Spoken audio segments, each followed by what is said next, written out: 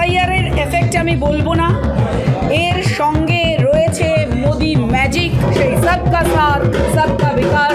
আজ মানুষ দেখছে বিহারে তা আজকে একেবারে প্রতিফলিত হচ্ছে, যা কিছুদিন পরে পশ্চিমবঙ্গবাসী দেখবে।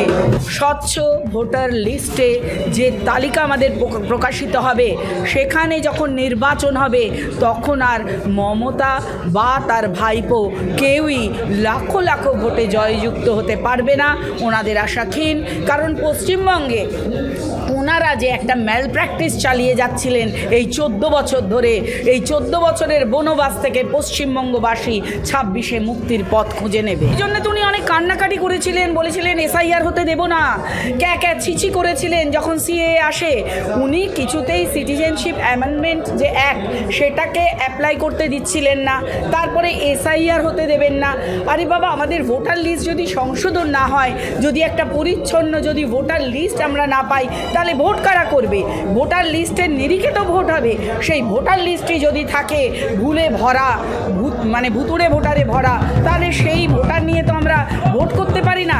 তাহলে তো রেজাল্ট যা হচ্ছিল 14 বছর ধরে তাই আসবে। তাই আজ মানুষ আস্থাশীল। আমরা জানি মোদিজির সেই বাণী সবকা সাথ সবকা বিকাশ, এবং তিনি সেইভাবেই পশ্চিমবঙ্গকে বিকশিত করবেন। সামনেই আমাদের জন্য অপেক্ষা করছে বঙ্গ বিজেপি, কিন্তু এবারে একেবারে সেই দিকে দামামা বাজিয়ে প্রস্তুত তারা। আমি বলতে বাধ্য হচ্ছি যে এবারে তৃণমূল দেখবে, বারবার বলে না যে এই এত কিছু ঘটছে, অভয়া ঘটছে, এই ঘটছে, তারপরেও দেখবেন আমরাই জিতবো, 200 পার করব না। এবারে কিন্তু বিধির বিধান উল্টো কথা বলবে। পশ্চিমবঙ্গে ভারতীয় জনতা পার্টি এবার কিন্তু সরকার গঠন করবে। প্রশান্ত কিশোর কোথায় এসে মমতার বাড়িতে বোধহয় ওনার একটা ভোটার কার্ড ফার্ডেরও কিছু একটা ঘটনা শুনেছিলাম। তো দু জায়গায় যখন ভোটার কার্ড, এত মহান ব্যক্তি, সে তখন তলিয়ে গেল, ভ্যানিশ। ভগবান তো এবার দেখলাম তাকেই ভ্যানিশ করে দিল। এত চাণক্যের মতো কাজ করে দেবে, কোথায় গেল প্রশান্ত কিশোর? প্রশান্তের চলে গেল, শুধু শান্ত রয়ে গেল। শান্ত হয়ে জলসমাধি নেবেন এবার, আমার যা মনে হচ্ছে। বিহারে বিজেপি অভাবনীয় একটা ফল করেছে, এটা কি এসআইআর এর এফেক্ট? শুধু এসআইআর এর এফেক্ট আমি বলবো না, এর সঙ্গে রয়েছে মোদি ম্যাজিক, তার সঙ্গে তো নীতিশ কুমার রয়েছে।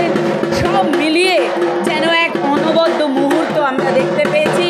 এই মহেন্দ্রক্ষণের আমরা অপেক্ষা করেছি কখন এই সুসময়টা আমরা দেখতে পাবো, এবং আমরা দেখতে পেয়েছি 200 পার করে দেখিয়ে দিয়েছেন। যা করিশ্মা, মোদিজির করিশ্মা, সবকা সাথ সবকা বিকাশ, এবং সেই সবকা সাথ সবকা বিকাশ আজ মানুষ দেখছে বিহারে তা আজকে একেবারে প্রতিফলিত হচ্ছে, যা কিছুদিন পরে পশ্চিমবঙ্গবাসী দেখবে। এটাই আমরা আশাবাদী।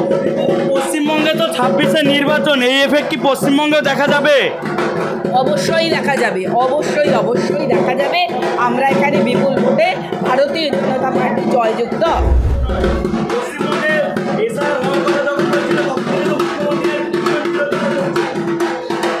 আপনারা এটাকে যদি বলেন প্রেক্ষাপট এক না, সেটা আমি মেনে নিতে পারবো না। কারণ এসআইআর এর একটা ভূমিকা আছে, এবং সেটা অত্যন্ত গুরুত্বপূর্ণ ভূমিকা। কারণ আমরা দেখতে পাচ্ছি যে পশ্চিমবঙ্গে যে ভুয়ো ভোটার, বহিরাগত রোহিঙ্গা ভোটার, বাংলাদেশি সংখ্যালঘু অনুপ্রবেশকারী ভোটার, মৃত ভোটার, এদের নাম এসআইআরে বাদ যাবে। এবং স্বচ্ছ ভোটার লিস্টে যে তালিকা আমাদের প্রকাশিত হবে, সেখানে যখন নির্বাচন হবে তখন আর মমতা বা তার ভাইপো কেউই লাখো লাখো ভোটে জয়যুক্ত হতে পারবে না, ওনাদের আশা ক্ষীণ। কারণ পশ্চিমবঙ্গে ওনারা যে একটা ম্যাল প্র্যাকটিস চালিয়ে যাচ্ছিলেন এই 14 বছর ধরে, এই 14 বছরের বনবাস থেকে পশ্চিমবঙ্গবাসী 26-এ মুক্তির পথ খুঁজে নেবে। এই বলছি, বিহারে আমরা যে এই ফলটা দেখলাম, মমতা বন্দ্যোপাধ্যায় কি কোথাও গিয়ে বুঝে গিয়েছিলেন যে এসআইআর হলে পশ্চিমবঙ্গেও ঠিক এমনটাই হতে পারে? হ্যাঁ, হ্যাঁ, ওই জন্য তো উনি অনেক কান্নাকাটি করেছিলেন, বলেছিলেন এসআইআর হতে দেব না, ক্যা ছিচি করেছিলেন যখন সিএ আসে। উনি কিছুতেই সিটিজেনশিপ অ্যামেন্ডমেন্ট যে অ্যাক্ট সেটাকে অ্যাপ্লাই করতে দিচ্ছিলেন না, তারপরে এসআইআর হতে দেবেন না। আরে বাবা, আমাদের ভোটার লিস্ট যদি সংশোধন না হয়, যদি একটা পরিচ্ছন্ন যদি ভোটার লিস্ট আমরা না পাই, তাহলে ভোট কারা করবে? ভোটার লিস্টের নিরিখে তো ভোট হবে। সেই ভোটার লিস্টটি যদি থাকে ভুলে ভরা, মানে ভুতুড়ে ভোটারে ভরা, তাহলে সেই ভোটার নিয়ে তো আমরা ভোট করতে পারি না। তাহলে তো রেজাল্ট যা হচ্ছিল 14 বছর ধরে তাই আসবে। তাই আজ মানুষ আস্থাশীল। আমরা জানি মোদিজির সেই বাণী সবকা সাথ সবকা বিকাশ, এবং তিনি সেইভাবেই পশ্চিমবঙ্গকে বিকশিত করবেন।